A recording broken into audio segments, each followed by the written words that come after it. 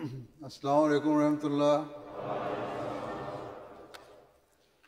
Ashhadu an la ilaha illallah wahdahu la sharika lahu wa ashhadu anna Muhammadan abduhu wa rasuluhu. أما بعد فأعوذ بالله من الشيطان الرجيم بسم الله الرحمن الرحيم الحمد لله رب العالمين الحمد لله رب العالمين الرحمن الرحيم مالك يوم الدين إياك نعبد وإياك نستعين اهدنا الصراط المستقيم صراط الذين أنعمت عليهم غير المغضوب عليهم ولا الضالين.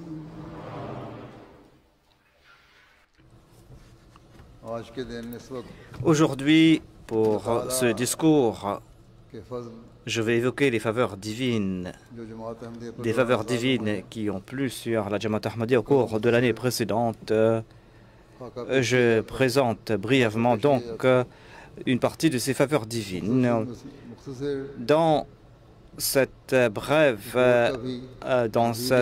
bref rapport, de ce bref rapport, je vais présenter un résumé de ce bref rapport. Cela va prendre du temps quand même à tout présenter, mais en tout cas, brièvement, je souhaite dire que par la grâce d'Allah, cette année-ci, dans toute la Jamaat du monde entier, dans le monde entier, il y a eu 356 nouvelles Jamaat. Et en sus de ces 356 nouvelles Jamaat, il y a eu 1529 nouvelles Jamaat, nouvelles régions. Il y a le Congo-Kinshasa qui est concerné en tête de liste. Ensuite, il y a le Bénin, le Congo-Brazzaville, la Gambie, le Libéria, le Nigeria, le Ghana, le Sénégal, la Guinée-Bissau, le Kenya, ainsi que différents pays. Et il y a eu ces Jamaat où ont été établis par la grâce d'Allah au cours de l'année. La Jamaat, par la grâce de Dieu, en ce qui concerne les mosquées qu'on a pu construire, eh bien, en tout, il y a 174,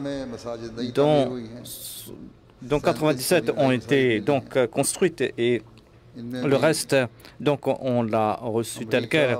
Il y a des Jamaat de l'États-Unis, du Bangladesh, de Belize, de la Nouvelle-Zélande, de l'Ouganda, le Ghana, la Tanzanie, le Nigeria, la Guinée-Bissau, le Libéria, la Côte d'Ivoire, le Kenya, le Togo, le Cameroun, la République centrafricaine, le Congo-Kinshasa, le Burkina Faso, le Mali, Sao Tomé, Sierra Leone, le Tchad, Guinée-Conakry, la Zambie, dans toutes ces nouvelles Jamaat. Donc, dans toutes ces Jamaat, plutôt, on a construit ces mosquées par la grâce d'Allah.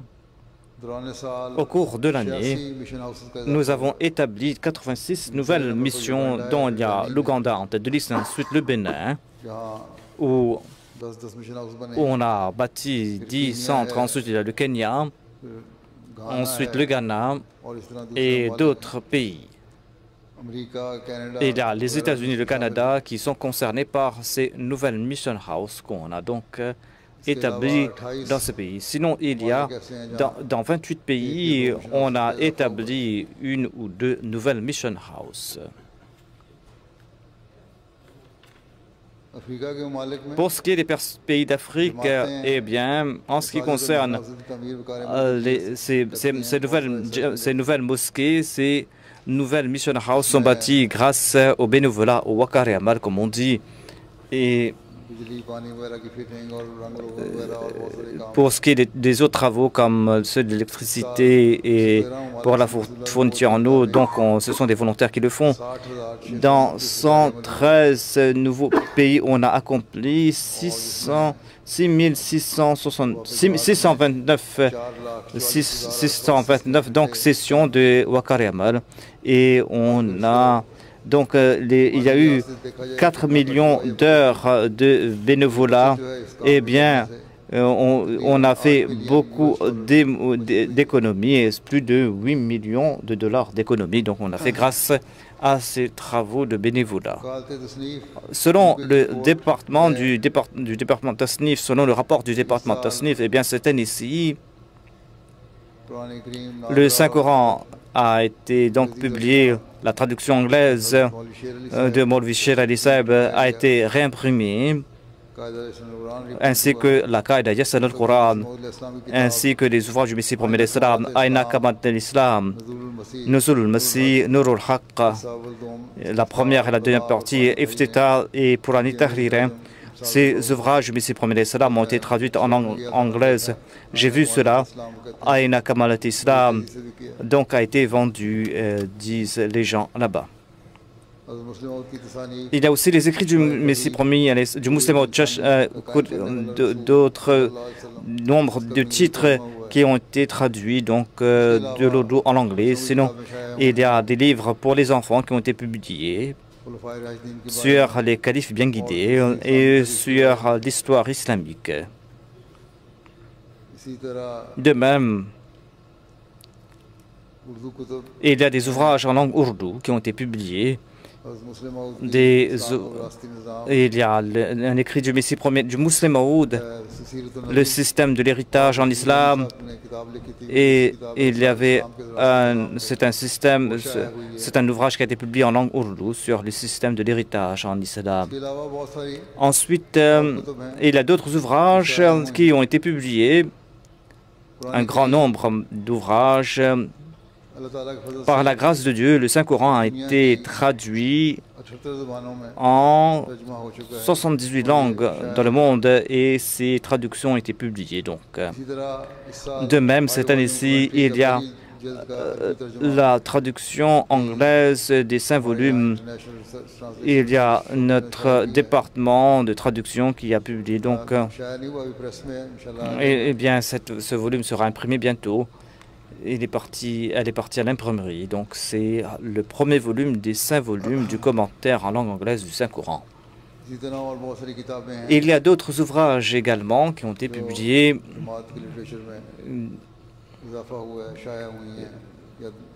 de nouvelles éditions qui ont été réimprimées et qui sont présents. Donc,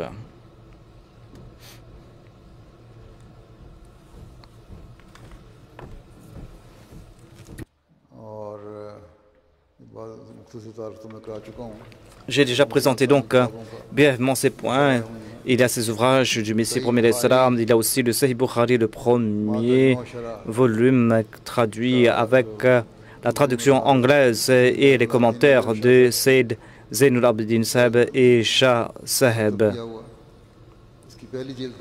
Le premier volume a été publié, donc,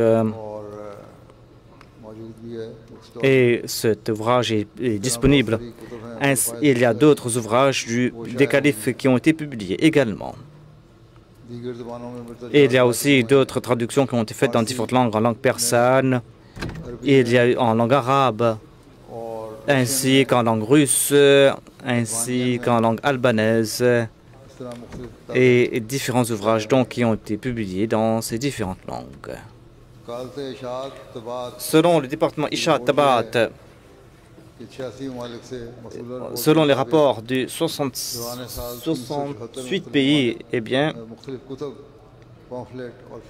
274 ouvrages ont été envoyés dans différents ouvrages, et c'est en 48 langues, Et le nombre est de 185 100 en langue arabe, française, en langue lituanienne, en langue assamaise, allemande, macédoine, grecque, malgache, l'hébreu, le malais, la birmane, malayalam, en langue chinoise, en langue indonésienne, en langue marshalaise, en langue croatienne, en langue danoise, japonaise, en langue norvégienne, en langue anglaise, en langue espagnole,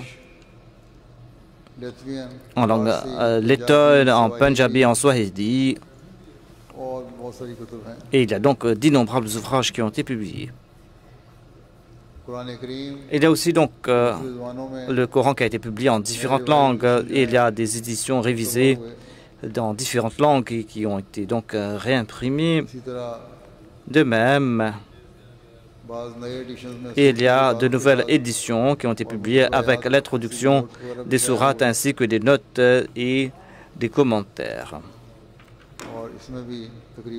Ainsi, donc, en tout, il y a 15 nouvelles éditions du Saint-Coran, nouvelles traductions ou éditions qui ont été réimprimées.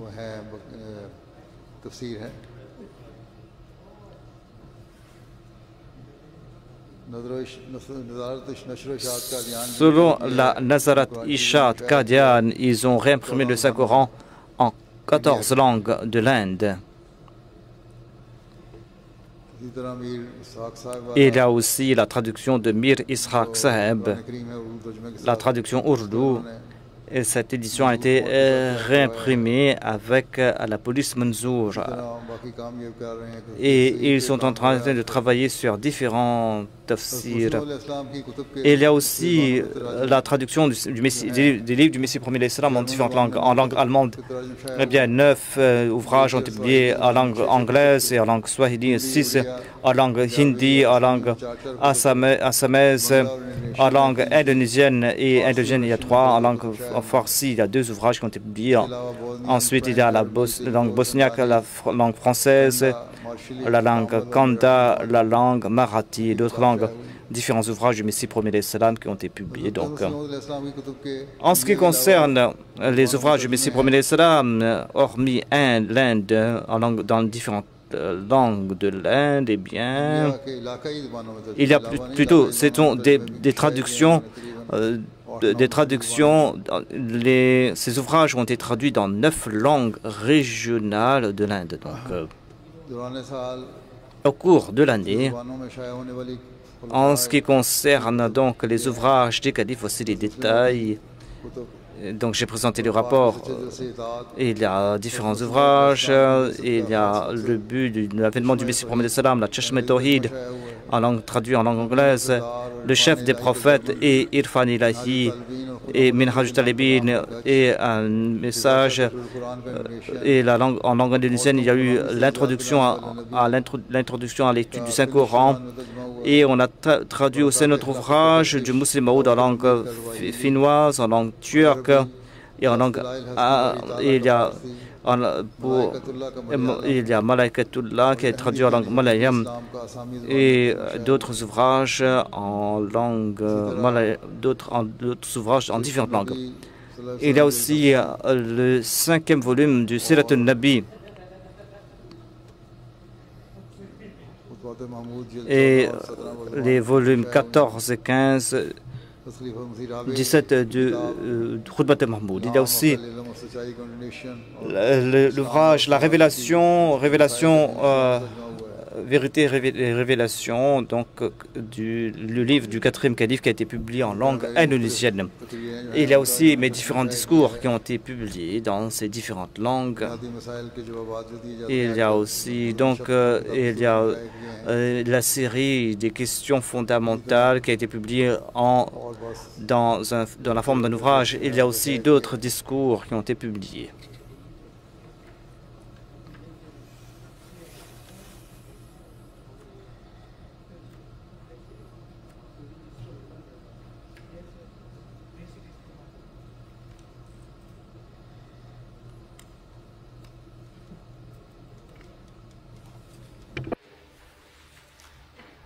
वकालत इशात तरसील Selon le rapport de Wakalat Ishat Tarsil, 38 ज़बानों में तकरीबन पौने 2 lakh plus de में कुतुब भिजवाई गई।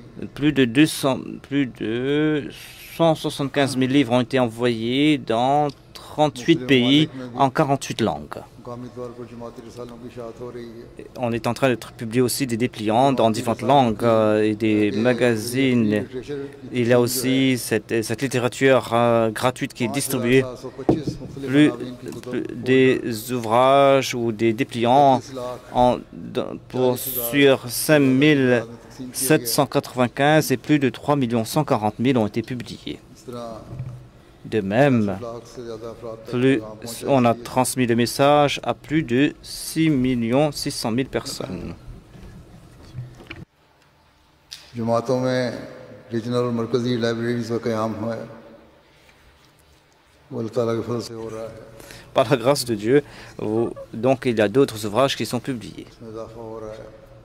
Book stalls Il y a aussi donc différents stands de livres. On a participé dans différentes foires aux livres aussi.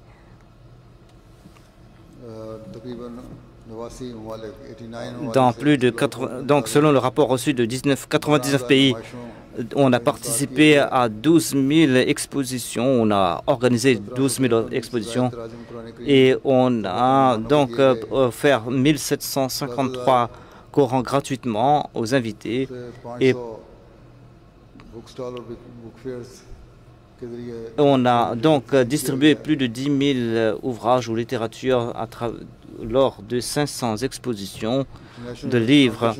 Selon le département, donc il y a la traduction du Bukhari et du Saint-Coran qui est traduit donc par le département de recherche et de traduction.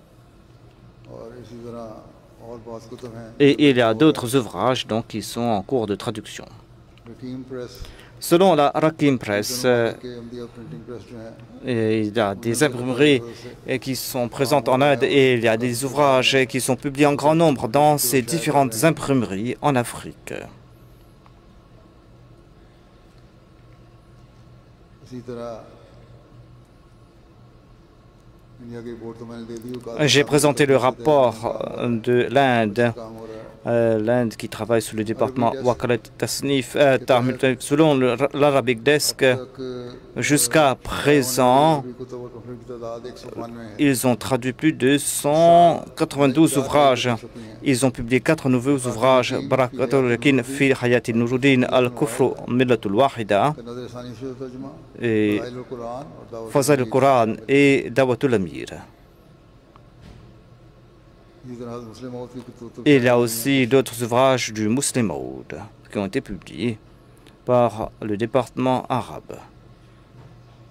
Russian desk Il y a la Russian Desk qui est en train donc de publier différents ouvrages, Tadhkiratu Shahadatain, Kishtinu, on travaille sur Kishtinu, Barkat Dua qui a été envoyé pour l'imprimerie, खुलाफा भी Sirul Khilafa aussi, और इसी तरह और बात ainsi que d'autres ouvrages sur lesquels on est en train de travailler en langue russe.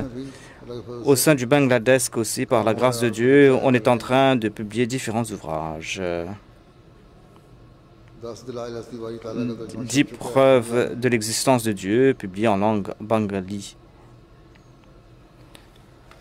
और बाज़ तर्जुमे हुए हैं किताबों Certains ouvrages ont été publiés ou traduits French desk pour le French Desk par la grâce de Dieu. काम कर रहे हैं On est en train de travailler sur différents ouvrages. और सिराजुद्दीन ईसाई के 4 सवालों का जवाब लेक्चर से हाल Lecture Shalkot, Hakitul Mahdi, तफसीर कबीर जल्द अव्वल और 5 वॉल्यूम कमेंट्री जल्द अव्वल का le Tafsir Kabir, आसानी हो रही है।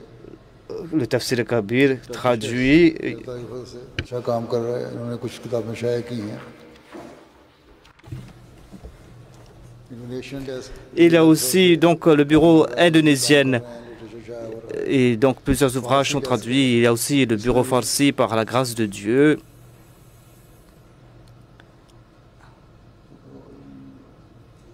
तर्जुमे का काम हो रहा है कुतुब का भी Et il y a plusieurs ouvrages qui ont été traduits. Il y a aussi le bureau, le Chini Desk, par la grâce de Dieu, ils sont en train de faire un très bon travail. Et il y a certains ouvrages du Muslim Maud et certains ouvrages du Messie Promet l'Islam qui seront publiés rapidement. Il y a le Swahili Desk qui est en train de travailler sur la traduction du Saint-Coran. Il y a une révision qui a été faite, et il y a aussi des ouvrages du Muslim Maud et différents ouvrages que j'ai moi-même. Et par la grâce de Dieu, il y a aussi le bureau hispanique plutôt, qui est en train de faire un très bon travail sur l'islam. Donc, on a ajouté la traduction suédoise du Saint-Coran. Et il y a aussi donc une application qu'ils ont mis en place, ils ont mis en place pour rechercher la Qibla, pour chercher la Qibla. Il y a aussi une application pour des recherches vocales. Et ils ont mis en place un système de recherche pour le Saint-Coran en différentes langues. Et il y a aussi un système de référence, et il y a aussi le Rouhani Khazain qui a été ajouté, le Rouhani Khazain en langue arabe, qui a été ajouté à la bibliothèque. Et il y a plus de 31 ouvrages numériques qui ont été ajoutés. En tout, il y a 221 ouvrages en format e-book ou livres numériques qui ont été donc mis en ligne. Il y a aussi le département central IT de l'informatique. Par la grâce de Dieu, ils sont en train de faire un très bon travail. Ils ont offert des services à 35 départements centraux. Il y a aussi le département Waqf-e-Naw central. Par la grâce de Dieu, le nombre total de Waqf-e-Naw est de 85 489 Waqf-e-Naw en tout.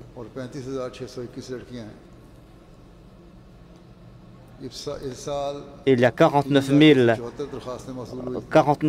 635 garçons et le reste sont des filles. Et ils ont reçu plus de 74 000 nouvelles requêtes. Ceux qui ont plus de 15 ans sont du nombre de 44 670 et certains sont à l'université, certains sont à l'école, certains sont donc en train de faire des études. Et il y a aussi le magazine Ismaël et le magazine Mariam qui sont publiés pour les garçons et les filles respectivement. L'Inde, l'Allemagne, le Bangladesh, donc ces ouvrages, ce magazine est publié dans ces trois pays hormis le Royaume-Uni. Il y a aussi des dépliants qu'on a distribué en tout dans 109 pays. On a publié plus de 8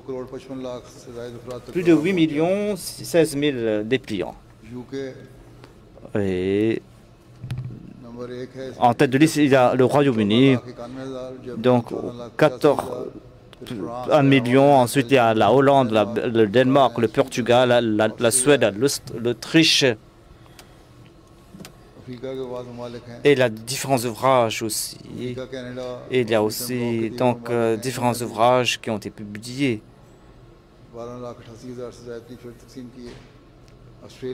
Il y a aussi l'Australie et des rapports qui ont reçus de différents pays.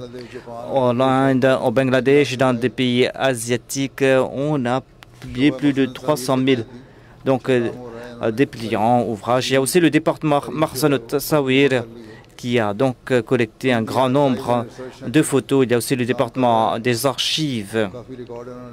Ils ont donc préservé des reliques de la Jamaat et ils ont pas mal de reliques. Il y a aussi le département Al-Fazal international qui a publié plus de 310 numéros cette année-ci. Et il y a les sermons qui sont publiés. Il y a 14 de mes sermons, 52 de mes sermons et différents discours, et 14 de mes discours qui ont été publiés. Et il y a aussi donc un journal Al-Fazal qui a été publié pour les enfants, qui s'adresse donc aux enfants.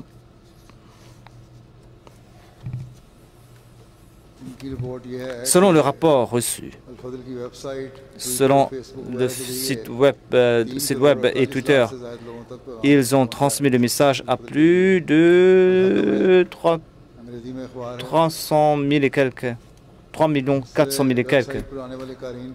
Et le nombre de lecteurs est de 10 000. Il y a aussi d'un million. Plutôt, il y a des non-Ahmadis aussi qui suivent ce site web. Et Al-Hakam a publié différents articles sur la Palestine. Et il y a un article sur la Palestine qui a été lu plus d'1 500 000 fois. Il y a aussi la revue des religions qui a été fondée par le Messie promis alayhi salam. Cela fait 123 ans donc que ce magazine a été lancé. Il y a un système de souscription qui a été lancé et la revue des religions a donc une bonne couverture sur les réseaux sociaux et ce journal donc a atteint plusieurs millions de personnes.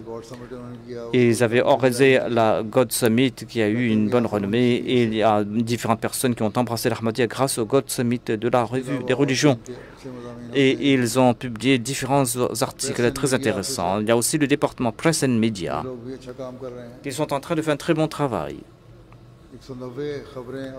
Et ils ont publié 190 articles et journaux. Plus de 30 millions de personnes ont reçu donc ces journaux. Il y a différentes chaînes comme le Télégraphe, la BBC, Livingston, le Daily Mail, le Metro, la Financial Times, l'Express, London Borough, Yahoo News, BBC News Radio. Donc, tous ces médias ont été couverts par le département Press and Media, grâce auquel ils ont donc transmis ce message à plus de 30 millions de personnes et leur message a atteint plusieurs millions de personnes. Il y a aussi la MTA internationale qui a 16 départements. Ici, il y a 555 travailleurs qui travaillent matin et soir. Parmi eux, il y a 299 hommes et 176 femmes. Ce sont des volontaires qui sont à pied d'œuvre. Ce sont en fait, ces 299 et 176 concernent en fait des volontaires. Nous sommes en train de diffuser sur 8 chaînes différentes. 24 heures sur 24. Il y a l'application de la MTA. Aussi, ces chaînes sont diffusées sur 11 satellites dans le monde entier. Nous avons aussi 2 chaînes locales en Afrique, la MTA Ghana et la MTA Gambie. Il y a aussi des chaînes terrestres. La MTA est diffusée aussi sur le système terrestre au Belize et au Suriname. Et il y a la traduction donc, qui est faite en 24 langues.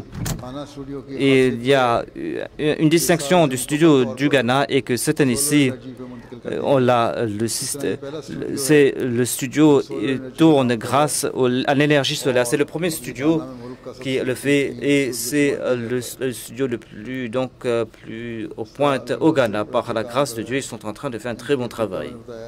Voilà ce que nous a dit la MTA Afrique. La MTA Afrique, il y a plusieurs branches.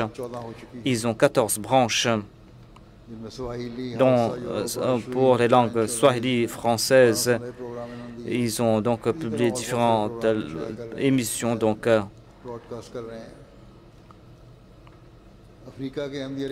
il y a aussi la station radio de la Jamaat en Afrique. Nous avons 27, donc 15 au Mali, au Burkina Faso, au Congo-Kinshasa, au Nigeria, en Tanzanie. Et on est en train d'atteindre plusieurs centaines de milliers de personnes. Et il y a aussi donc plusieurs chaînes. Il y a aussi une chaîne en langue turque. Et il y a aussi la Voice of Islam en langue allemande. Au cours de l'année, on a diffusé plus de 267 émissions. Il y a aussi Voice of Islam qui est diffusé dans 12 villes du Royaume-Uni. Au cours de l'année, ils ont ajouté Lisbonne, Belfast, une autre ville aussi du Royaume-Uni. Au cours de l'année, ils ont diffusé des émissions en 8760 émissions. Et il y a aussi différentes chaînes et chaînes radio qui sont en pied d'œuvre, donc hormis la MTA. Et il y a des émissions qui ont été diffusées sur ces différentes chaînes et cela a touché les gens. Et il y a aussi des articles qui ont été publiés dans les journaux en tout dans 65 pays et on a publié donc plus de 3448 journaux ont publié des articles sur la Jamaat et les lecteurs dépassent plus de 48 millions de personnes. Il y a aussi le département des ingénieurs et des architectes qui sont en train de construire des villages modèles. Et par la grâce de Dieu, ils sont en train d'accomplir un très bon travail. Il y a aussi le département EMG qui est en train de travailler sur la construction de différents édifices dans le monde. Et il y a aussi le département Nusrat Jahan qui est à pied d'œuvre dans 13 pays d'Afrique. Il y a 36 médecins qui sont à pied d'œuvre. Et au cours de cette année-ci, plus de 500 000 personnes ont été donc traitées et soignées par le département de Nusrat Jahan.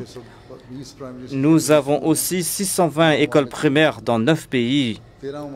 Dans 13 pays, donc il y a 620 pays et il y a aussi, nous avons 80 écoles donc secondaires. Par la grâce de Dieu, ils sont en train d'accomplir un très bon travail. Le comité Nusrat Jahan a été fondé ici et on envoie d'ici différents équipements dans différents pays. Des équipements de plusieurs centaines de milliers de livres sterling.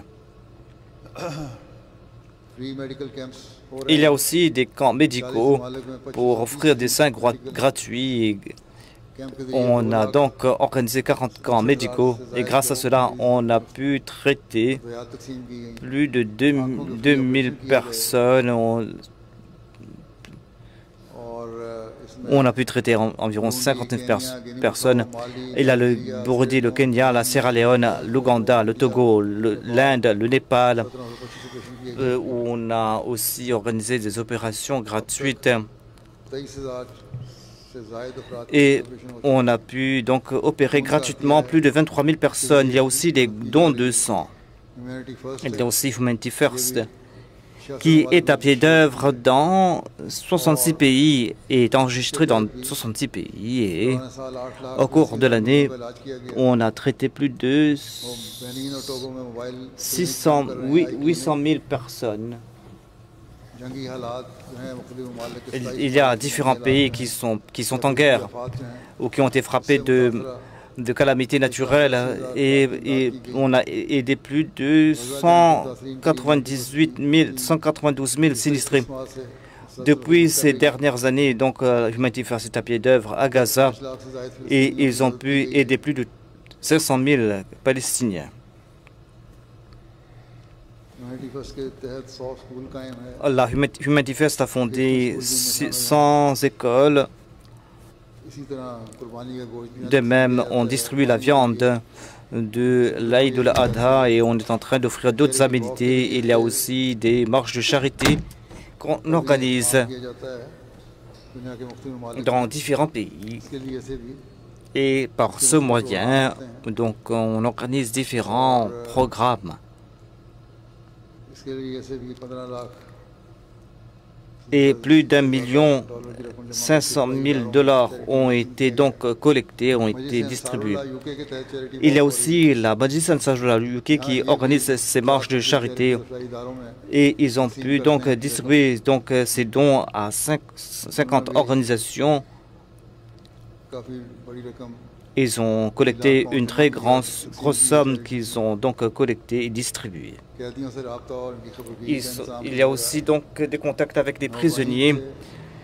Et il y a aussi donc le rapport concernant les contacts qu'on a rétablis avec les nouveaux convertis. Dans 75 pays, on a recontacté de nouveau 32 627 personnes. Et cela concerne en majorité des pays d'Afrique. Et on a aussi organisé des classes de formation pour les nouveaux convertis. Et selon les rapports reçus de différents pays, eh bien, on a organisé plus de 23 429 nouvelles classes et cela concernait 127 000 nouveaux convertis. On a aussi formé des imams cette année-ci par la grâce de Dieu.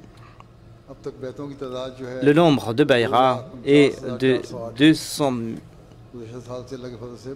249 000 nouveaux convertis. En dépit donc de la situation périlleuse en Afrique, on n'a pas pu accomplir le tablier comme il se doit, en raison des attaques terroristes, mais par la grâce de Dieu, il y a eu des Bayra. Et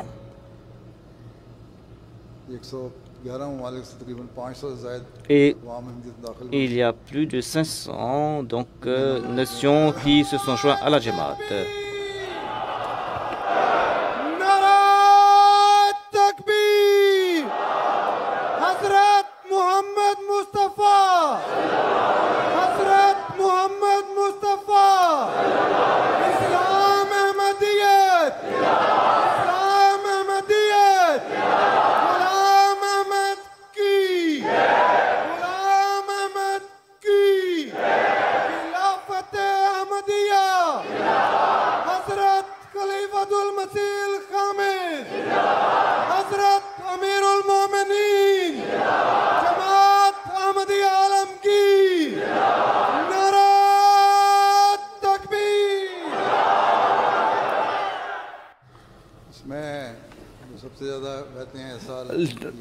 Voici la liste des pays où il y a eu un plus grand nombre de convertis. Il y a le Congo, Brazzaville en tête de liste, ensuite le Nigeria, la Guinée-Bissau et d'autres pays aussi, donc, où il y a eu plusieurs milliers de Bayra.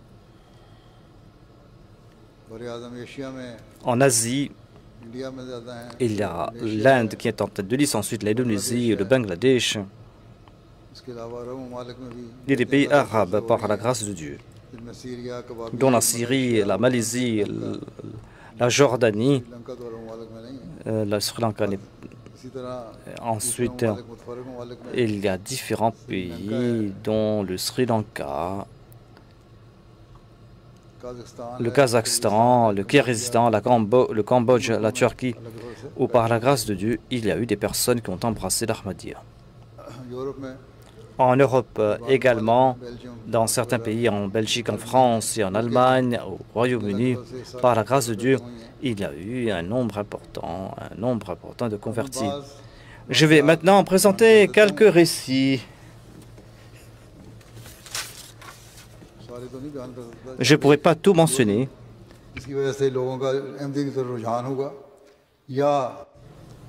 Des gens qui se sont tournés vers l'Ahmadiyya ou des gens qui ont embrassé l'Ahmadiyya ou qui, en raison de l'effet qu'a eu l'opposition contre la Jamaat, l'effet positif qu'a eu l'effet... Il y a le missionnaire du Sénégal qui déclare que j'étais parti dans un village pour l'établir.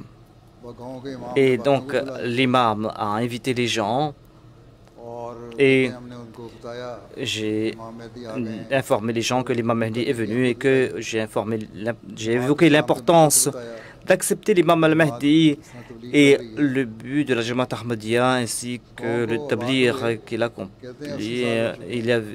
Donc ce village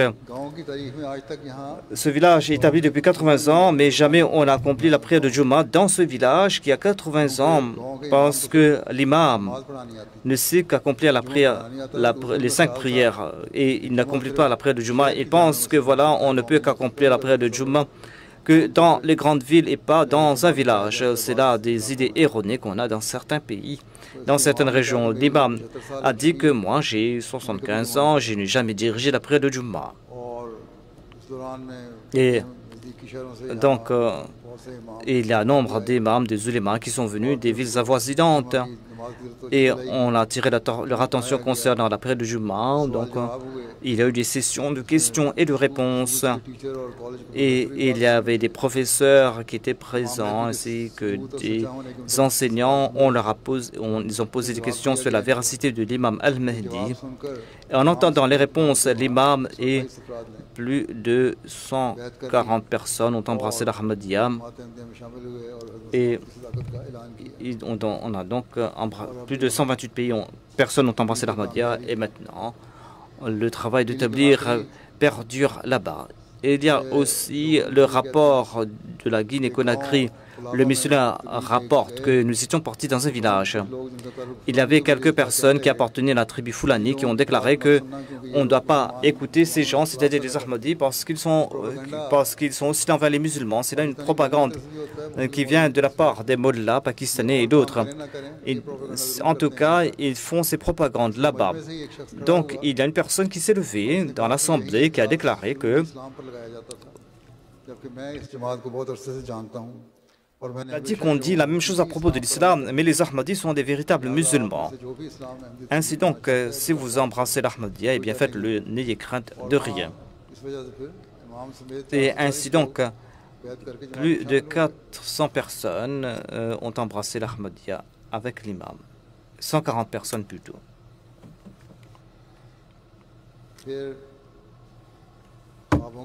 À travers des rêves, les gens ont embrassé l'Ahmadiyya.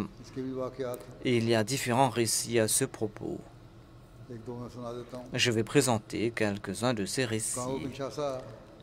Il y a un récit qui vient du Congo-Kinshasa, le missionnaire de là-bas, l'éclore.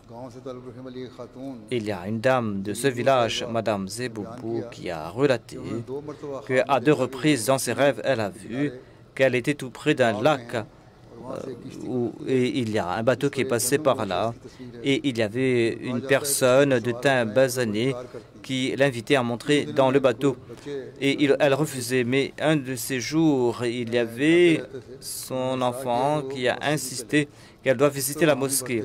Donc elle a accompagné son fils à la mosquée. Lorsqu'elle est entrée dans la mosquée et elle regardait la télé, elle a vu donc mon image qui passait à l'écran. Elle a dit que c'est la personne que j'ai vue dans le bateau. Et par la suite, elle a posé des questions au missionnaire et elle a embrassé l'Ahmadiyya. Il y a un récit qui nous vient de la Belgique, le missionnaire en charge, qui relate, M. Rahib, qui est du Liban. 3 semaines auparavant, il avait participé à la Jalsa Salana de la Belgique. On l'avait introduit la Jamaat Ahmadiyya et il a cessé de pleurer. Il a déclaré que quelques temps auparavant, quelques années, j'ai vu sur cette région dans un rêve et j'ai vu qu'il y avait des non-arabes qui savaient l'islam. Et il y avait une grande rencontre des musulmans et le saint prophète était présent pour cet événement et j'étais en train de servir le saint prophète Mohammed lui. Après avoir relaté ce rêve, il a déclaré que c'est Allah qui m'a fait venir jusqu'ici. Maintenant, je veux entrer dans la Jamaat immédiatement. Et on a tenté de le faire comprendre qu'il doit lire les ouvrages de la Jamaat, de prier. Mais il a insisté en disant que, étant donné que le saint prophète est dans cette communauté, sa Jamaat n'est pas être fausse, et il a rempli le formulaire de la Bayra et il s'est joint à la Jamaat.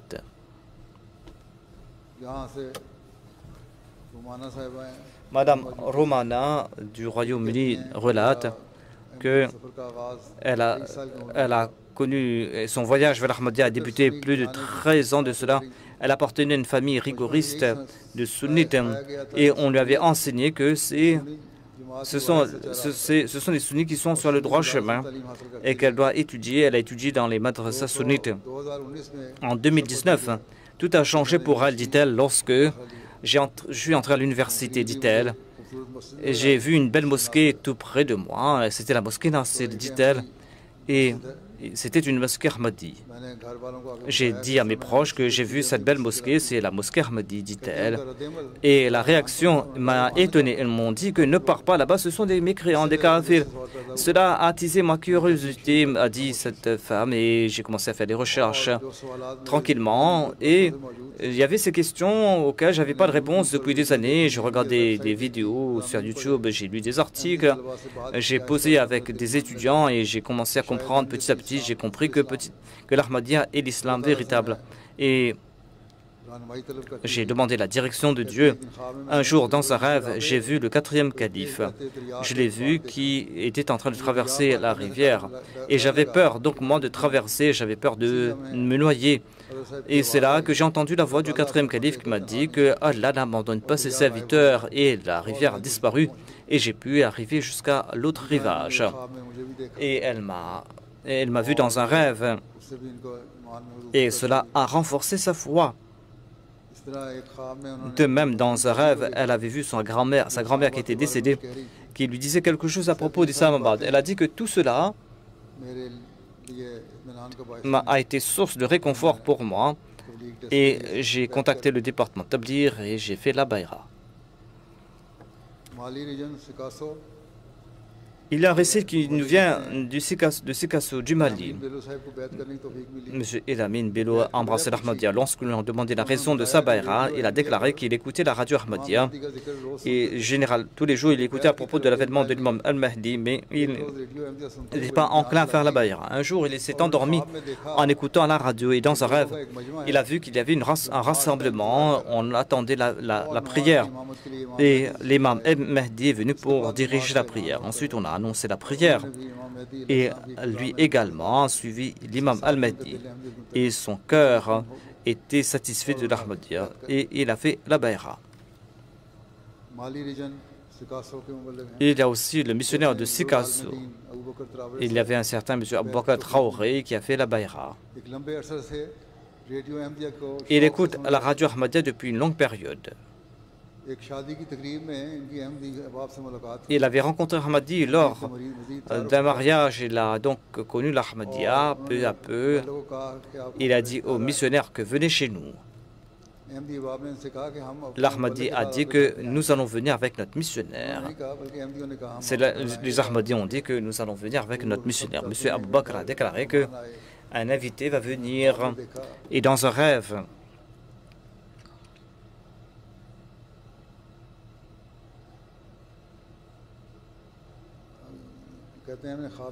il a vu dans un rêve que sa maison était emplie de lumière.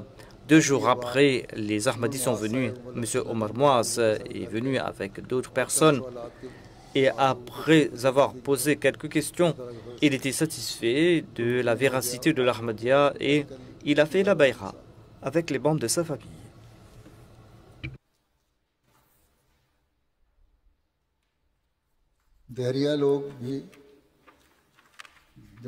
Il y a aussi des athées qui contactent la Jamaat et qui, par la suite, croient en Dieu. Il y a un récit qui nous vient du Sao Tomé, le missionnaire de ce pays, relate que nous étions partis à Principe, une des îles, pour un collecte de sang. On a invité les Ahmadis à le faire. Il y avait un discours qu'on a donc présenté, et on a évoqué l'importance des dons de sang et le but de la religion. Il y avait le président de cet organisme qui était un athée qui a contacté le missionnaire et a dit que la religion nous enseigne comment servir la religion et c'est aujourd'hui que j'ai vu. Auparavant, je me suis dit que la religion est là pour rendre les gens sourds. Moi, je ne considérais la religion comme l'ennemi de l'humanité. C'est pour cette raison que je ne croyais pas en Dieu. En écoutant votre discours aujourd'hui, j'ai ressenti un grand changement en moi. Si Dieu existe, si Dieu est le Dieu que présente l'islam, eh bien certainement on doit accepter un tel Dieu. C'est pour cette raison que je souhaite embrasser l'Ahmadiyya. Le missionnaire a dit qu'il ne faut pas être... il faut dire quelque chose chose. Il ne faut pas donc se contenter de ce discours. Mais cette personne a dit que moi, j'ai compris et je me contente de cela et je vais faire la bayra. Il y a eu donc aussi des bayras suite aux campagnes hostiles des opposants. Le missionnaire du Libéria relate que il était parti avec son Molim dans une nouvelle région. Nous étions passés dans un village. Tout ce village était un village de musulmans. L'imam, on a informé l'imam du but de notre événement. Il a réuni tous les gens du village. Nous avons présenté la Jamaat ainsi que le but de l'avènement du Messie premier l'Islam. Nous avons évoqué aussi les services rendus par la Jamaat également. Par la suite, il y a eu une session de questions et de réponses qui a duré longtemps. En fin de compte, l'imam de ce village, M.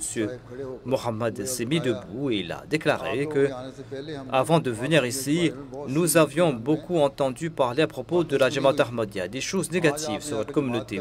Aujourd'hui, vous nous avez présenté la Jamaat Ahmadiyya et c'est là une image différente et c'est pour cette raison que je souhaite dire que non seulement que ces choses négatives sont des mensonges, mais que si aujourd'hui il y a une Jamaat qui présente l'islam véritable, c'est la Jamaat Ahmadiyya. Il était très ému en prononçant ces paroles. Et bien, non seulement que lui et les membres de son village ont embrassé l'Ahmadiyya, mais il a déclaré qu'il y a deux autres villages, des gens de deux autres villages qui viennent prier dans notre mosquée. Vous allez m'accompagner là-bas et on va prêcher le message de l'Ahmadiyya là-bas. Et plus de 600 personnes ont embrassé l'Ahmadiyya. Et à présent, il prêche le message de la Jamaat de manière permanente dans ces villages.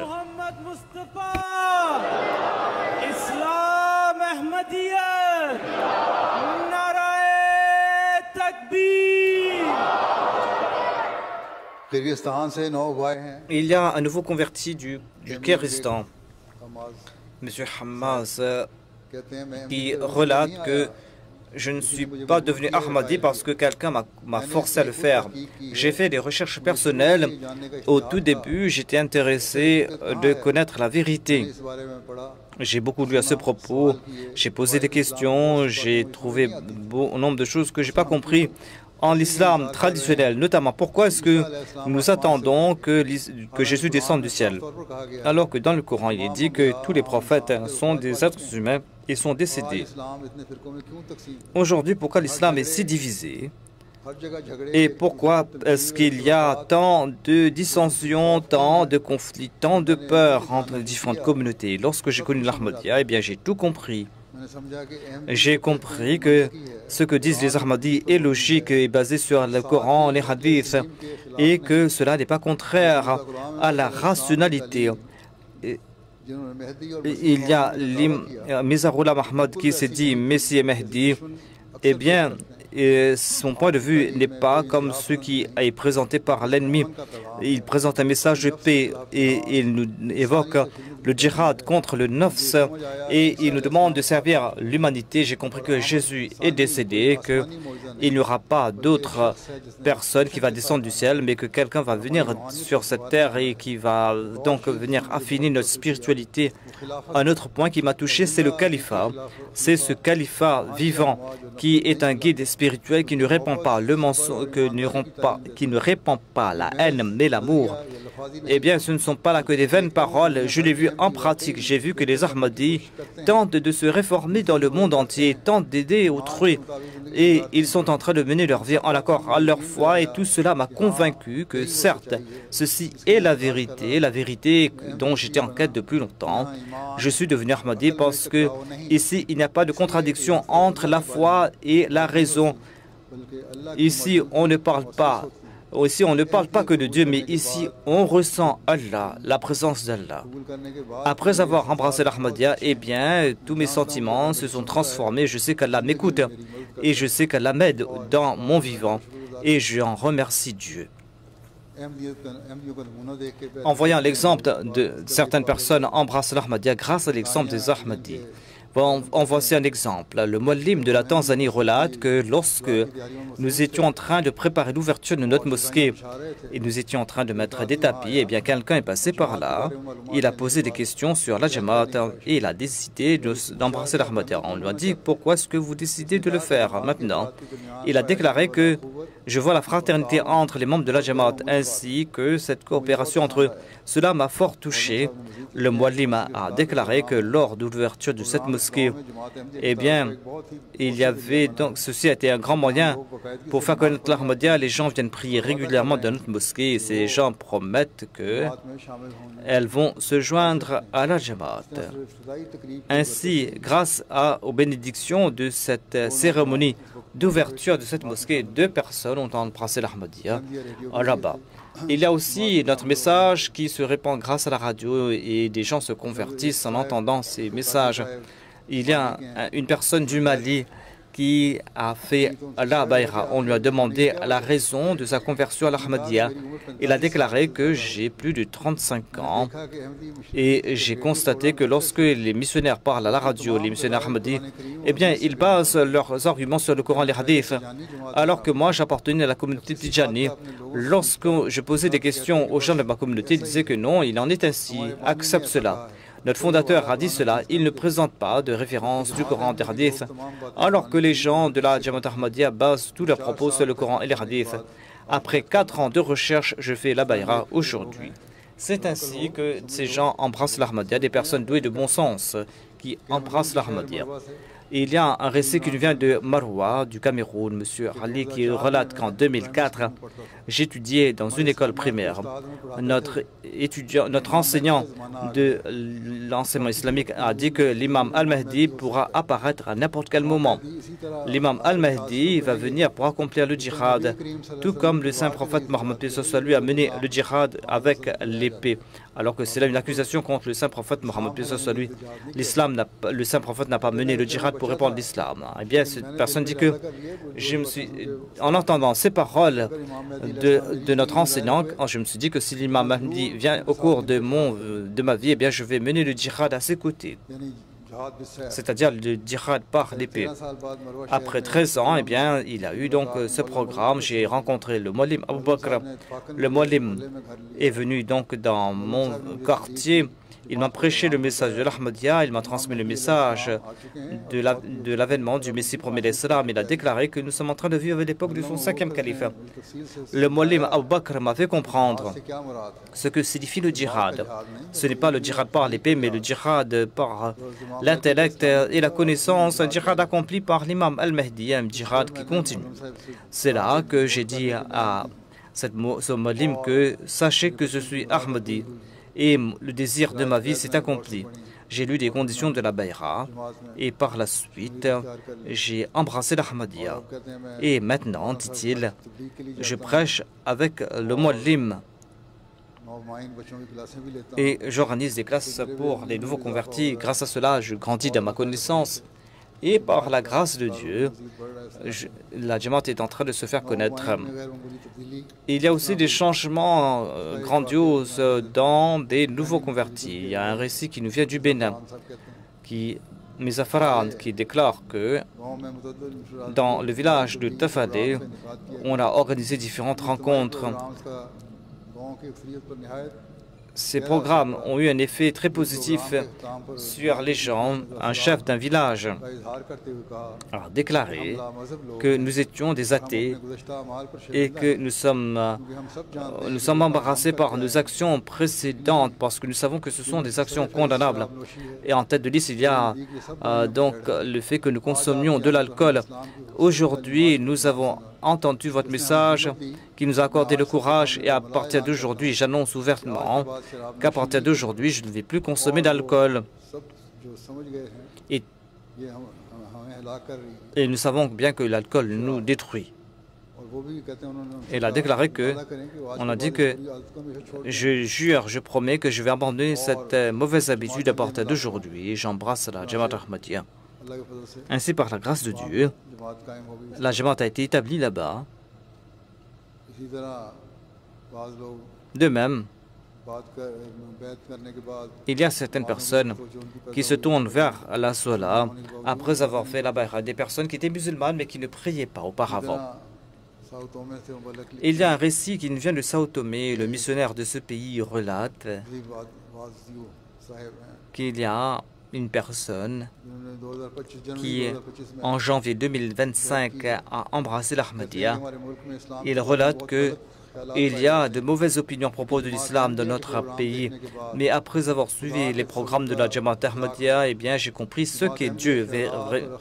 La Jamaat Ahmadiyya présente des qualités différentes et présente dans la pratique la devise « Amour pour tous et haine pour personne ». Nous entendons l'avènement du Messie. Nous qui étions chrétiens, lorsque j'ai su que le Messie est présent, eh bien, cela a créé des sentiments profonds en moi. J'ai dit que nous attendons Jésus du ciel alors qu'il est déjà venu. Donc, j'ai fait des études et je me suis tourné vers la Jamaat Ahmadiyya. Mais la consommation de l'alcool et d'autres vices m'ont entravé la voie. Lorsque le Mollim m'a demandé de contribuer dans la voie de Dieu, je l'ai fait. Et grâce aux prières, non seulement j'ai abandonné l'habitude de consommer de l'alcool, mais mes biens ont été bénis. Et c'est ainsi qu'il y a eu ces changements de la vie de ces personnes. Il y a d'innombrables autres récits, des changements qui se sont passés dans la vie de ces nouveaux convertis. Il y a aussi ces récits de l'opposition contre les Ahmadis et comment les nouveaux convertis ont fait preuve de constance face à cette hostilité, cette opposition. Je présente un récit à cet égard. C'est un récit qui nous vient du Congo-Brazzaville. Le Mollim relate qu'il y a nombre de personnes qui ont abandonné le christianisme pour se joindre à l'Ahmadiyya. Il y a un jeune qui a dit que nombre de gens embrassent l'islam. Si vous ne faites rien, eh bien vous allez tout perdre. Sur ce, les membres de la communauté catholique ont décidé d'envoyer quelqu'un et qui a commencé à distribuer des repas et de l'argent et qui a commencé à fournir des soins gratuits afin qu'ils abandonnent l'Ahmadiyya. Ces chrétiens ont dit à Daniela que faites quelque chose pour nous et vous travaillez pour nous et nous allons vous donner un gros salaire. Monsieur Yassine a déclaré que je n'ai pas besoin de votre argent. Présentez-moi donc la divinité de Jésus-Christ grâce à la Bible et je vais me joindre à vous. La Jamaat Ahmadiyya présente des arguments, des preuves faites aussi d'eux-mêmes. Ils ont construit une grande église là-bas, mais il n'y a personne qui visite leur église. Tous ces prêtres qui tentaient d'attiser l'avidité des gens sont repartis de là, déconfits. Et il y a donc aussi d'autres récits.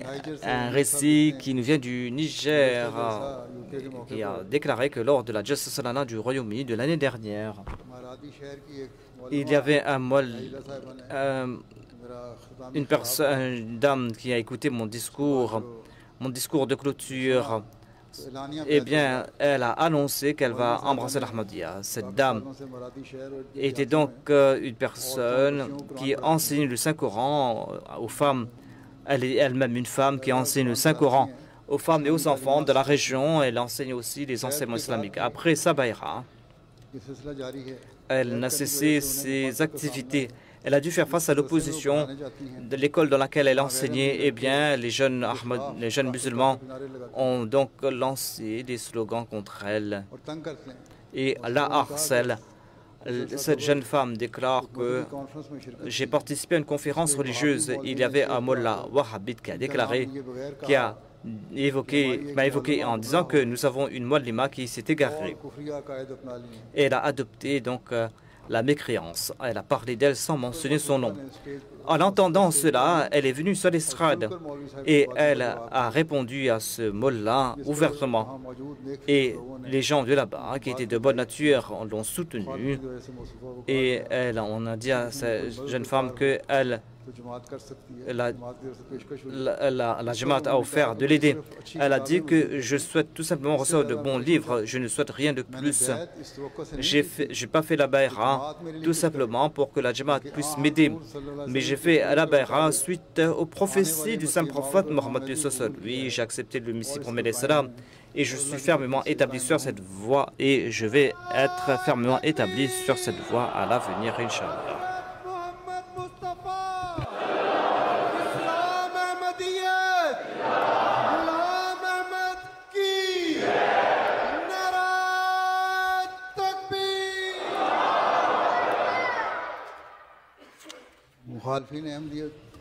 Et il y a aussi les opposants de l'Ahmadiyya qui font des efforts, mais Allah les fait échouer dans leur tentative. Il y a différents récits à ce sujet. Il y a un récit qui nous vient du Cameroun, le missionnaire en charge qui relate que dans le nord du Cameroun, dans la région d'Adamaou, dans une ville, en 2024, nous avons donc construit une mosquée.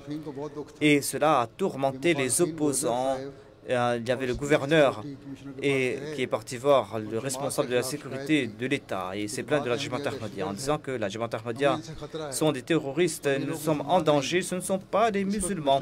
Sur ce, le commissaire a dit à M. Abou Bakr que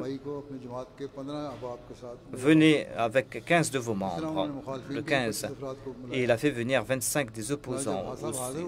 Lorsque tous étaient réunis, le commissaire s'est adressé à tous en disant que il y a certaines personnes qui ont présenté des plaintes concernant la Jamaat Ahmadiyya et ils m'ont aussi donné 500 000 francs CFA. Et je vous retourne cette somme devant tout le monde. Le commissaire a déclaré que j'ai fait des recherches complètes sur la Jamaat Ahmadiyya et j'ai compris que cette Jamaat est là pour servir les gens dans cette personne. Ils ont creusé 4 puits, ils sont en train d'aider les orphelins, ils sont en train de fournir des provisions. Comment peuvent-ils être des terroristes? Et je vois qu'ils lancent l'appel à la prière dans leur mosquée, ils accomplissent la Salah. Ils sont des musulmans comme les autres musulmans. Et j'ai envoyé tout cela au gouverneur et maintenant j'avertis ses opposants, dit-il. Si vous allez critiquer la Jamaat Ahmadiyya, si vous allez créer des troubles, eh bien je vais vous envoyer en prison. Et par la suite, les opposants donc étaient déconfits et maintenant notre mosquée est remplie. En ce qui concerne les mosquées, il y a plusieurs récits, j'en présente un. Il y a un Mouallim du Congo-Brazzaville qui relate que M. Maliba a embrassé l'Ahmadiyya. Il était chrétien auparavant. Il a déclaré que la Jamaat Ahmadiyya nous présente le message véritable de l'islam. Et grâce à la construction de la mosquée Ahmadi ici, nombre de gens ont embrassé l'islam véritable. On pensait auparavant que le christianisme était la seule voie qui menait jusqu'à Dieu. Mais depuis que nous avons entendu le message de la Jamaat Ahmadiyya, nous avons compris que nous étions dans les ténèbres. Après avoir embrassé l'Ahmadiyya, nous avons apporté un changement complet en nous. Nous avons abandonné l'alcool. Et maintenant, nous ressentons que notre vie a un objectif. En ce qui concerne la construction des mosquées, on voit aussi des signes du soutien de Dieu. J'en présente un ici, un récit à ce propos. Le missionnaire de Sao Tomé relate qu'il y avait un membre de l'Assemblée nationale qui était auparavant le maire d'une province qui avait refusé donc d'accorder la permission de la construction de la mosquée. Lorsqu'il était maire, il a déclaré que c'est un pays de chrétiens ne pourra donner la permission que pour la construction d'églises. On lui a présenté le message de l'Ahmadiyya et lui-même en personne est venu et a fait la pose de la première pierre de la mosquée et son fils a embrassé l'Ahmadiyya. Et avant de faire la bayra,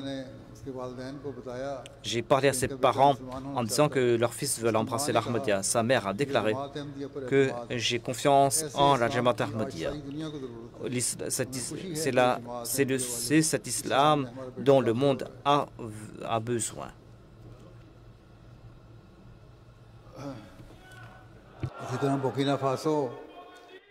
Il y a des récits qui nous viennent du Burkina Faso également. Un Mouallim relate qu'il y a un certain Hassan qui, lorsqu'il a fait la bayra, eh bien, en raison de l'opposition, il a dû prier à la maison. Après quelques temps, il a décidé de construire sa propre mosquée.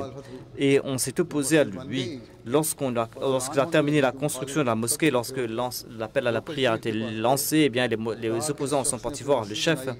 Et on dit que voilà, il a bâti sa mosquée et il est en train de nous harceler grâce à l'appel de la prière. Ils ont dit que cessez de empêcher l'heure de lancer l'appel à la prière. M. Dabou Hassan a déclaré que j'ai adopté la voie légale tant que je serai vivant. On va lancer l'appel à la prière et on ne va pas fermer cette mosquée tant que je serai vivant. Le chef a compris par la suite qu'il avait pris une mauvaise décision et il a invité M. Hassan à présenter ses excuses et il lui a donné la permission de lancer l'appel à la prière et de prier dans cette mosquée. Mais c'est là une question, une chose qu'on ne comprend pas au Pakistan. On empêche les gens de prier là-bas. Ils disent que voilà, même dans vos maisons, vous ne pouvez pas prier. Et maintenant, on est en train de faire des descentes dans les maisons parce que les gens sont en train de prier dans leurs maisons. Il y a aussi des opinions des gens concernant les ouvrages du Messie premier l'Islam. Il y a un récit qui nous vient du Guinée-Bissau. Et dans la région de Rabo, eh bien, on s'est opposé à la Jamaat. Dans un grand village de la région, eh bien, il y a un imam qui est venu de la Mauritanie. Il s'est opposé à la Jamaat Ahmadiyya. Cela fait depuis 1 an qu'on lui prêche le message de l'Ahmadiyya. Et on lui a présenté des ouvrages du Messie premier l'Islam traduits en langue arabe, Al-Qawl al-Sari, Al-Taqwa et Kishtinu et d'autres ouvrages du Messie premier l'Islam. On lui a présenté aussi les paroles du Messie premier l'Islam et son cœur a changé par la grâce de Dieu maintenant. Non, depuis novembre, il a embrassé l'Ahmadiyya. Le missionnaire en charge de la Russie relate que un certain Arslanov était l'ancien mufti, l'ancien vice-mufti de la région et j'ai été en contact avec lui et il ne cesse de lire les ouvrages de la Jamaat Ahmadiyya. Dans son sac, il y a l'ouvrage La philosophie du Messie premier l'Islam et il en profite pour faire des discours. Et il m'a montré ce livre et il dit que ce livre est toujours avec lui. Après quelques temps, j'ai fait une longue rencontre avec lui et je lui ai dit que vous avez écouté le message du Messie promis et vous lisez les livres du Messie promis. Priez maintenant pour qu'Allah vous guide. Et quelques jours après, il m'a envoyé un message en disant que Mirza Ghulam Ahmadiyya est un véritable serviteur de Dieu, prophète de Dieu, mais je souhaite prêter allégeance sur les mains du calife. Ainsi donc, il est venu à l'Allemagne l'année dernière. Mais moi, je n'étais pas parti là-bas pour la Jalsa. C'est pour cette raison qu'il n'a pas pu prêter allégeance sur mes mains. Mais un jour, étant donné que je n'ai pas pu partir là-bas, il a dit que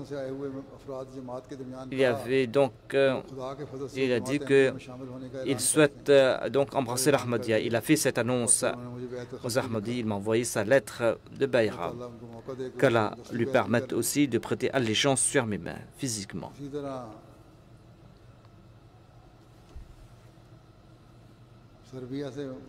Le missionnaire de la Serbie relate que lors d'une exposition de livres, il y a une femme, Madame Zina, qui est venue sur notre stand. Elle a dit qu'elle est la seule Ahmadi de sa famille. Et elle a dit que ses parents, elle m'a fait rencontrer ses parents qui n'étaient pas prêts à rencontrer des Ahmadis. Son père est venu donc sur notre stand de livres et il a lu différents ouvrages du Messie premier l'Islam en langue arabe. Madame Dina, qui est d'origine tunisienne, a déclaré qu'elle a embrassé l'Ahmadiyya en lisant la philosophie des enseignements de l'Islam. Elle a dit que je ne lis que 12 pages de cet ouvrage quand j'ai ressenti au fond de moi comme si quelqu'un avait éclaté au fond de moi et que j'ai compris l'islam véritable dont j'étais en quête depuis longtemps. Cet islam véritable que je recherchais pendant longtemps, eh bien, je l'ai rencontré, je l'ai vu et j'ai compris que celui qui a écrit ce livre est véridique. C'est là qu'il a cru dans le Messie premier l'Islam. Et cette dame maîtrise plusieurs langues. Elle est aussi donc une poétesse, elle est une écrivaine et elle est une avocate. Ainsi donc, nombre de gens ont embrassé l'Ahmadiyya grâce à ces stands de livres. Il y a des récits qui nous viennent de différents pays, cela a aussi un effet positif en Inde. Il y a aussi eu des événements lors de la distribution des dépliants. Nombre de personnes ont embrassé l'Ahmadiyya grâce à cela et on leur présente l'islam véritable. Parfois, il y a des jeunes qui étaient partis au Chili et en Argentine ils étaient donc partis là-bas pour distribuer ces dépliants. Il y a une femme à qui on a offert cette littérature, elle l'a lue.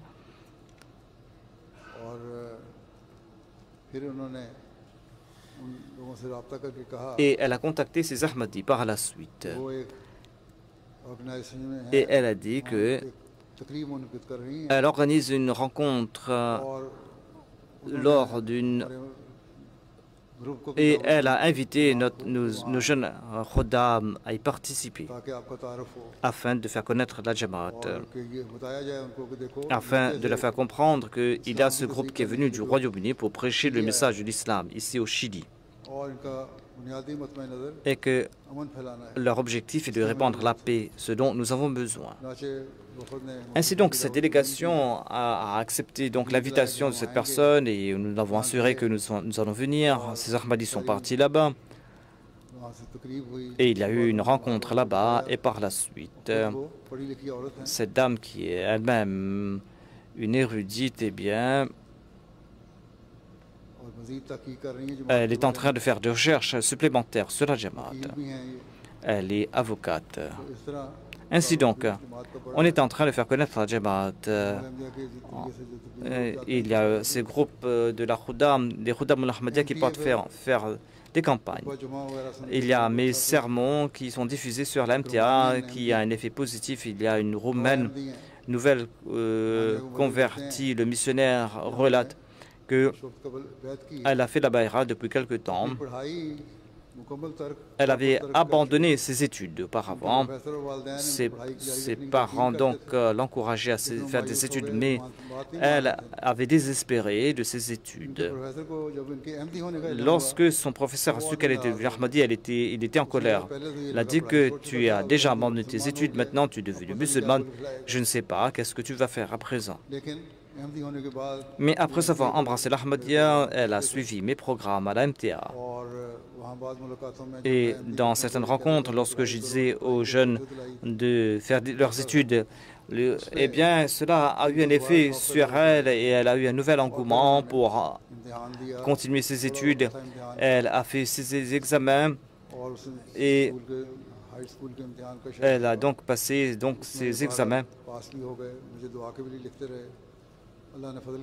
Elle m'a écrit à ce sujet, elle a donc passé ses examens. Lorsque ses enseignants ont su ce qui s'était passé, eh bien, ils ont dit à un Ahmadi de là-bas que je pensais que cette femme allait partir, allait perdre son temps. Eh bien, il a dit qu'il y a un autre jeune qui a abandonné ses études. Demandez-lui de se convertir à l'Ahmadiyya tout au moins, il pourra compléter ses études.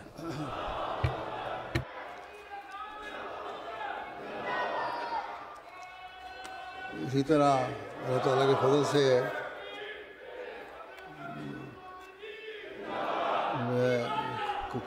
कबूलियत दुआ के लिए और भी बहुत सारे Il y a d'autres récits sur l'exaucement des prières.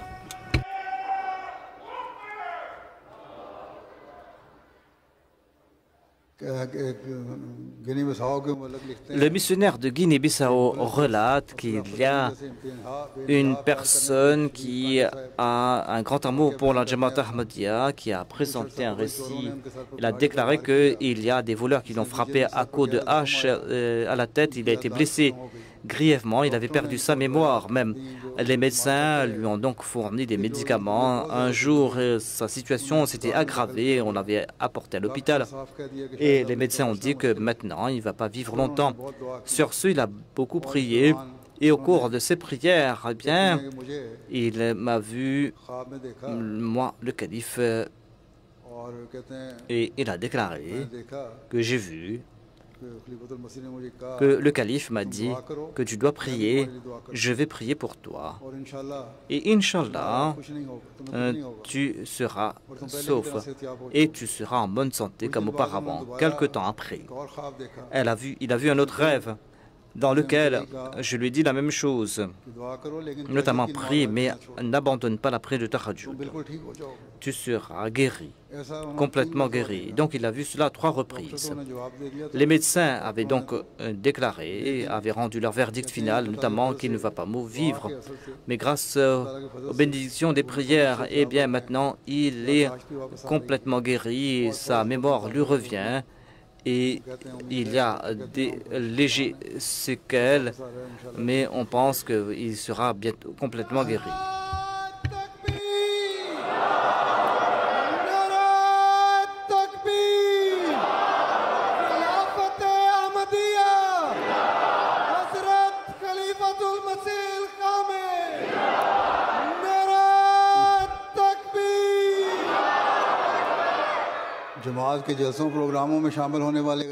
Il y a aussi des non-Ahmadis qui sont présents dans les événements de la communauté, mais qui ont changé d'opinion à propos de la Jamaat Ahmadiyya, même s'ils n'ont pas embrassé l'Ahmadiyya. Muallim Al-Amin avait donc écouté mon discours de l'année dernière lors de la Jalsa Salana, dans lequel j'avais déclaré que si la Jamaat Ahmadiyya n'est pas de Dieu, eh bien Dieu l'aurait détruit depuis fort longtemps. C'était là les paroles du Messie premier l'Islam.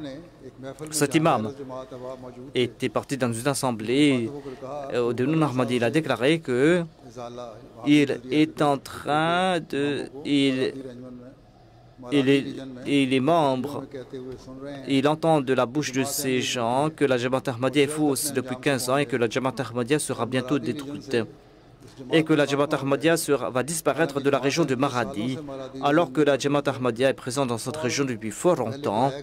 Auparavant, ils étaient dans un lieu qui était en location, mais ils n'avaient pas de mosquée. Maintenant, ils ont leur propre lieu. Ils ont une mosquée que la Jamaat Ahmadiyya a bâtie comme un centre dans la région de Maradi. Non seulement que la Jamaat Ahmadiyya progresse dans la région de Maradi, mais dans les régions envoisinantes. C'est pour cette raison que moi, je suis témoin de cette parole de l'imam de la Jamaat Ahmadiyya, que si cette Jamaat a été fabriquée de toutes pièces par un homme, eh bien cette Jamaat aurait disparu depuis fort longtemps. Mais vous êtes tous des menteurs et la Jamaat Ahmadiyya, quant à elle, progresse. L'aide fournie aux pauvres aussi laisse un effet positif à Mayotte. Donc, il y a eu donc un cyclone qui a frappé cette île et il y a eu une grande destruction là-bas et nous avons envoyé de l'aide d'ici. Humanity First était parti là-bas pour aider les sinistrés de l'Allemagne et d'ailleurs, j'avais téléphoné là-bas, j'ai parlé aux missionnaires en charge de là-bas et cela a eu un effet positif et les missionnaires chrétiens étaient étonnés en disant que l'Église ne prend pas, ne demande pas de nouvelles et votre calife vous a téléphoné et cela a eu un effet positif. Donc les gens se tournent vers l'Ahmadiyya grâce à cela. Le Messie premier l'Islam déclare que les gens doivent réfléchir. Ils ont remué ciel et terre pour détruire cette communauté. Ils ont tout fait. Ils ont tout fait pour détruire cette communauté. Ils ont usé de tout subterfuge. Si cette entreprise était une entreprise humaine, eh bien certainement cette Jamaat aurait disparu depuis belle lurette. Est-ce que quelqu'un peut présenter un exemple similaire? Est-ce on s'est tant opposé à un menteur et ce menteur n'a pas été détruit? Au contraire, cette Jamaat n'a cessé de progresser. N'est-ce pas là un signe grandiose que les efforts ont été entrepris pour détruire cette graine qui a été plantée, pour que cette graine ne pousse même pas et pour que cette graine disparaisse de la surface de la terre. Mais cette graine, quant à elle, a poussé, s'est transformée en arbre. Et maintenant, cet arbre est connu dans les 4 coins du monde et il y a des centaines de milliers d'oiseaux qui se reposent sur les branches de cet arbre. qu'Allah nous accorde la possibilité à l'avenir de servir la Jamaat Ahmadiyya et que chaque Ahmadi soit un exemple, parce que, comme je l'ai dit, l'exemple d'un Ahmadi est un moyen silencieux de prêcher le message de l'Ahmadiyya. C'est pour cette raison que les Ahmadis doivent se réformer afin de pouvoir afin de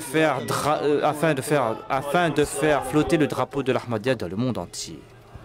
Narae Takbir! Hazrat Muhammad Mustafa! Hazrat Muhammad Mustafa!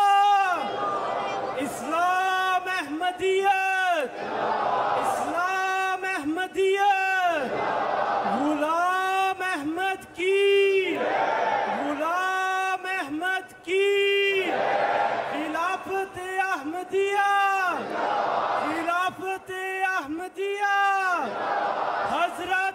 खलीफातुल मसीह खामिस, हजरत खलीफातुल मसीह खामिस, हजरत अमीरुल मोमिनीन, हजरत अमीरुल मोमिनीन, जलसा सालाना यूके, जमात अहमदिया आलमगीर